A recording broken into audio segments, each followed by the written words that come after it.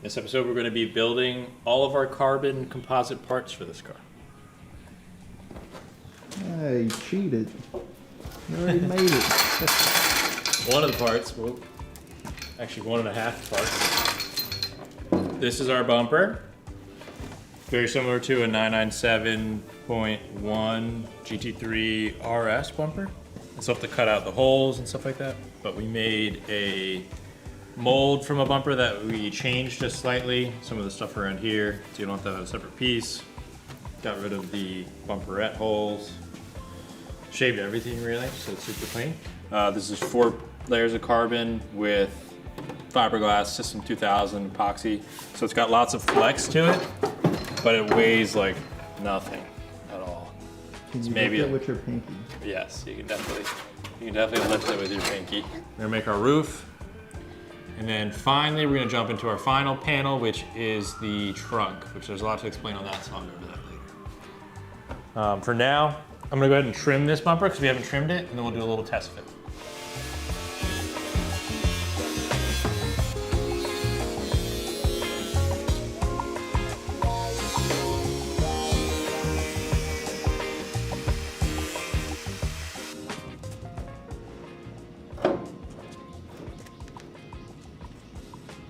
Sketchy.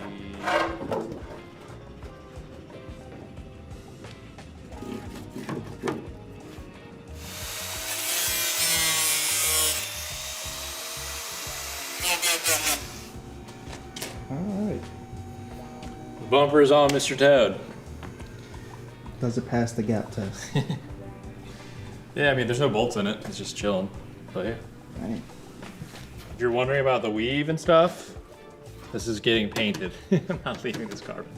That's why I didn't care, and I left like the Kevlar tracers in it. I just laid it up. So I took a spare OEM trunk that we had laying around, and so there's usually these grills in here. Dude, this trunk is so heavy. Damn. It's got a fan. Well, it's got a whole mechanism. This part lifts up. Oh, okay. It looks horrendous when it's up. It's got like a big corrugated rubbery diaper looking thing hanging off of it. Not for me. But one problem with doing the swap we're doing and running the stock trunk is the fan gets in the way. It'll hit the motor. So we're gonna be running 2 mini Spall fans. They're like a 5-inch, I think. So I'm gonna run them in here like this. So I pretty much cut out those vents and then I epoxied the part that would lift up into the trunk and raised this about a 1/2 inch, just to accentuate the little duckbill thing a little bit more. I don't want to go full duckbill. I'm not a huge fan of that. It breaks up the lines so much. Looks cool in sport classics and stuff, but whatever. And then I was thinking about making a carbon panel that will sit over top of this that'll have a mesh grill in it. So the fans can bolt to the trunk, and then the mesh grill will sit on top of it, so you know stuff doesn't come in and get eaten up by the fans. And it'll look nice. Maybe even put a plaque on it. So I did all this, made a mold of it, which is how you get this. This is 4 layers of carbon with System 2000 epoxy, and then you can see I put in Nomex foam core sheets in here. So there's a sheet here, there's a sheet here. You can see it bumps up a little higher. Yeah. That just makes it extra stiff. I didn't put any of that in the bumper because I want the bumper to be flexible. If you kick this bumper, it won't crack, but it'll flex enough. All right. But I wanted the trunk. Step back and let's see. I wanted the trunk to have enough rigidity that it's not. I also need to make an inner shell for it. But I don't want it to be like flexing while you're trying to close it and stuff. So something like that. Sure. Jeez. Yeah. Not crazy. It's not a GT3 wing. This isn't a GT3. But I think it'd be really cool. So this is gonna get painted too. But then it'll have a nice carbon panel that sits in here with some vents to 2 fans that come down and cool the engine bay. It's gonna be a lot hotter than stock. Every single non-GT car came with a sunroof if it's a coupe.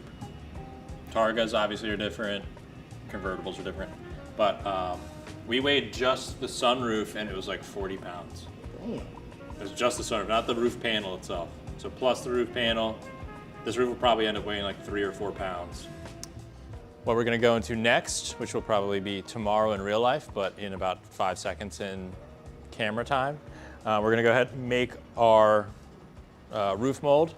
This is a 997 GT3 RS roof that I just bought from Porsche to make this mold. So we're gonna go ahead and make this in 3 separate panels. It's gonna be the center section with the front and rear flanges, and then the 2 side flanges are gonna be bolt-on sections. Because the roof actually has a slight incline in the front here. The back here is like pretty tight, but we're gonna be able to get away with just sliding that off. But these edges cup in, so they incline in as well. So if you tried to make a mold of this whole thing, it would get mechanically locked in there and it would not want to come out. And this is angled in because of those little things that hold these drip rail covers, the little clips. They slide into the bottom and they just get held with like force against the side of this.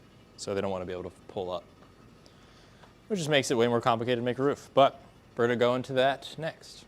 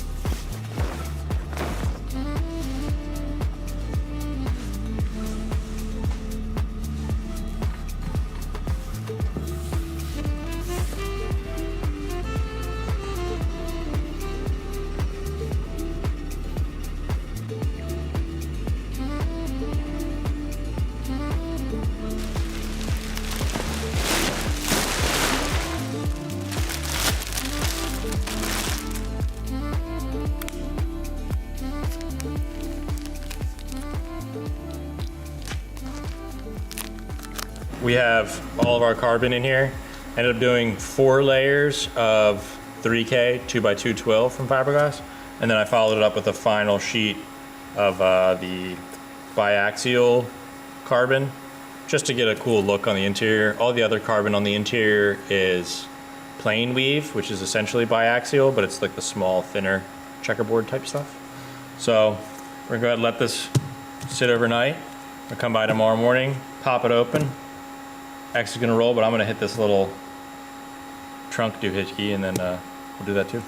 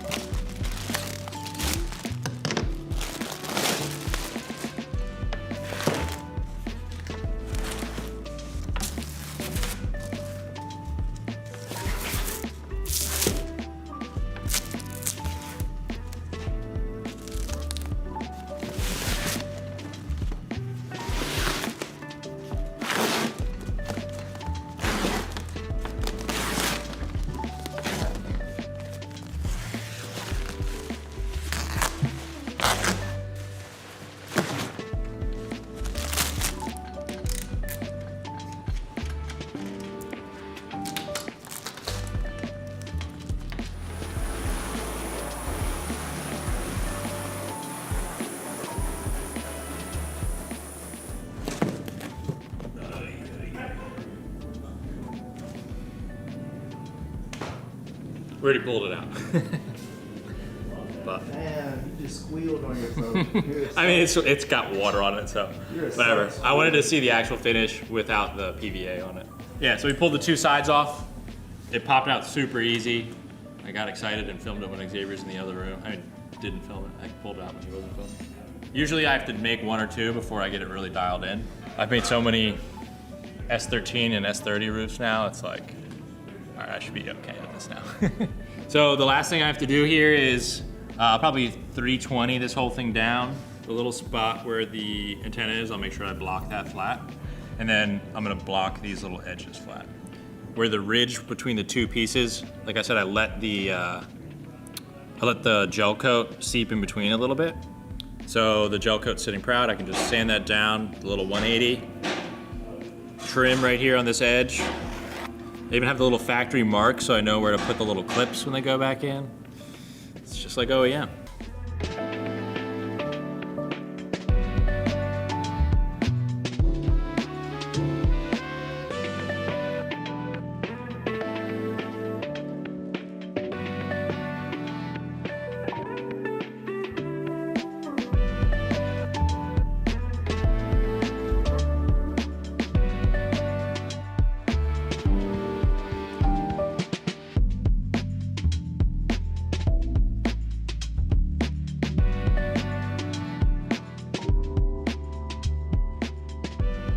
All right, so we're gonna recap the 997. All the carbon goodies, all made with fiberglass materials.